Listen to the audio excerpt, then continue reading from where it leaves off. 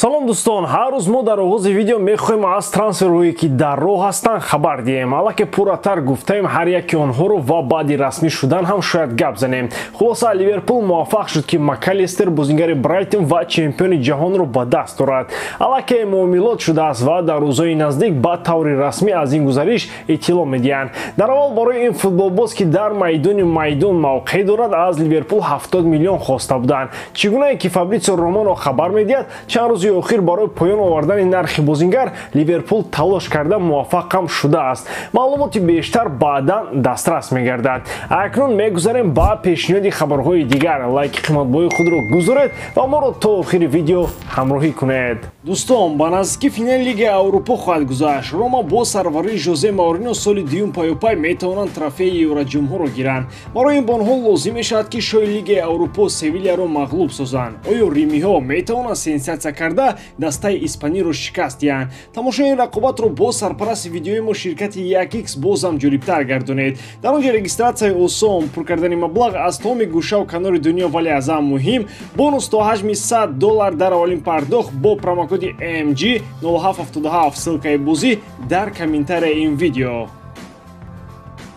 ливерпул ҳамчунин барои ҷалб кардани нимҳиматгари ҷавони дастаи Ницца Кейрен Тюрам кӯшиш карда истодааст. дастаи мерсайдӣ аллакай пешниҳоди худро ба Ницца равон кардааст. Кейрен Тюрамам то ҳол ба доираи зиёди мухлисон шинос нест. берун аз Фаронса кам одамон медонанд ки ин футболбоз ба чӣ қодир аст. оморҳои ӯ ҳам афсонавӣ нестанд. 2 гол ва 4 ассист дар мавсими кунунии Лигаи 1 Фаронса. ин албатта он натиҷае нест ки барои он дастаҳои топ ҳама бидаванд ва аммо мутахассисоне ки бо чемпионати Фаронса шинос ҳастанд ишора мекунанд ки дар мавсими ҷорӣ яке аз беҳтаринҳо дар чемпионати Фаронса Кейрен Тюрам буд.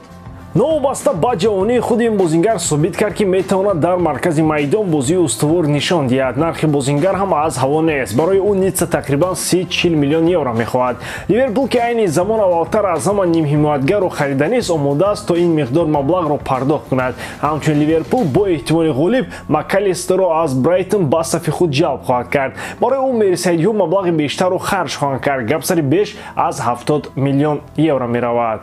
арабистони саудӣ мехоҳад ситораҳои дурахшонтарини олами футболро дар дохили худ дошта бошад. аз ин кишвар ба Неймар пешниҳод бо нархи 400 миллион евро омад. вале медонед, Неймар аз ин пешниҳоди равҳанин даст кашид. баъд нагӯед ки Неймар пулдӯстдор асту барои пул ба ПСЖ рафт. барои пул мешуд акнун ПСЖро мемон ва ба Арабистон мерафт. ё рад кардани пешниҳоди арабҳо сабаби дигар дорад. Неймар пай бурд ки дар кишварҳои арабӣ карнавалҳо нестанд. барои ҳамин ӯ дарҳол не гуфт. айни замон Неймар танҳо дар ду даста бозӣ кардан мехоҳад. ҳарду дар Аврупо ҳастанд. якумин дастаи кунунии ӯ ПСЖ буда, дуввумаш дастаи Манчестер Юнайтед мебошад. дар ПСЖ мухлисон аз ӯ розӣ нестанд ва роҳбарият ҳамчунон. арабҳои қатарӣ аз ин футболбоз халосӣ меҷӯянд. агар шайхон Эмюро бихаранд ва Неймар ба он ҷо равад, хеле хандаовар мешавад. арабҳои ПСЖ аз ӯ халос шуда, арабҳои Эмю дар балояш мемонанд. дар Манчестер Юнайтед дидани бозии Неймар диққатҷалбкунанда хоҳад буд. қаблан ба эси ҳазлу шӯхӣ мегуфтанд ки як пои Неймар беҳтар аз ҳамаи ҳамлагарони Манчестер Юнайтед мебошад. акнун фурсати он фаро расидааст ки ин назарияро дар амал бинем. бешубҳа Неймар чанд соли дигар дар топ 5 лигаи беҳтарин бозӣ хоҳад кард. сину соли Неймар ҳам барои рафтан ба шарқи наздику дур мутобиқат намекунад. бозингари бразилӣ 30 сол дорад ва новобаста ба ҳама то ҳанӯзам имконияти бурд кардани туби тиллоро дорад. Бензимаам баъд аз 30 солагиаш туби тиллоро гирифт. аммо ба Неймар лозим аст то муносибати худро ба футбол иваз намояд. дар ин сурат Неймар номи худро дар таърих ба некӣ мемонад, на ба найрангбозиҳои нимсоата.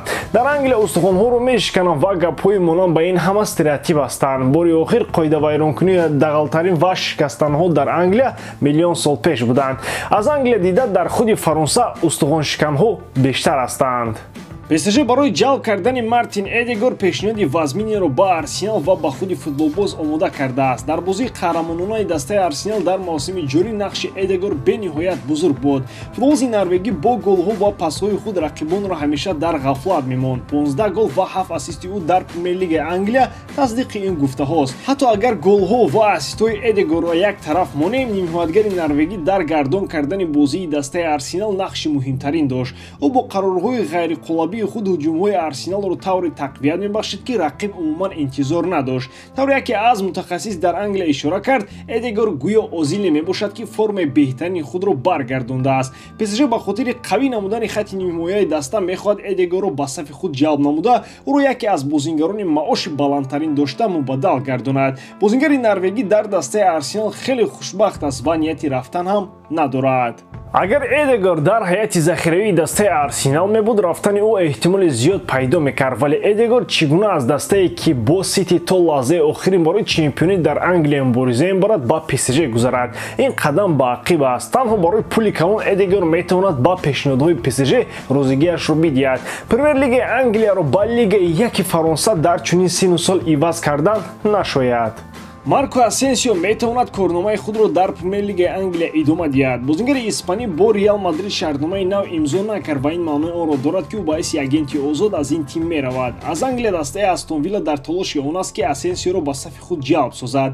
Сармураббии даста Уна Эмери мехоҳад ин футболбозро чеҳраи меҳварии дастаи шаҳри Бермингем намояд. Уна Эмери беҳуда чунин фикр надорад. Дастаи Астон Вилла то омадани ӯ дар зинаҳои пасттарин қарор дошт, вале пас аз омаданаш ба мусобиқаи аврупоӣ роҳ ёфт. Акнун роҳи Уна Эмери бо Астон Вилла дар Аврупо оғоз мешавад. Асенсио дар ин роҳ бояд дар сафи якум бошад. Ин гузариш мушкилиҳои хосро ба миён меорад. Ба Асенсио дастаҳои итолиёвӣ ва ҳамчунин ПСЖ диққати ҷиддӣ медиҳанд. Алахусус дастаи шаҳри Париж бисёр талоши бузурги ҷалб кардани бозингари испаниро дорад. Онҳо метавонанд нақшаҳои Астон Вилларо барбод диҳанд.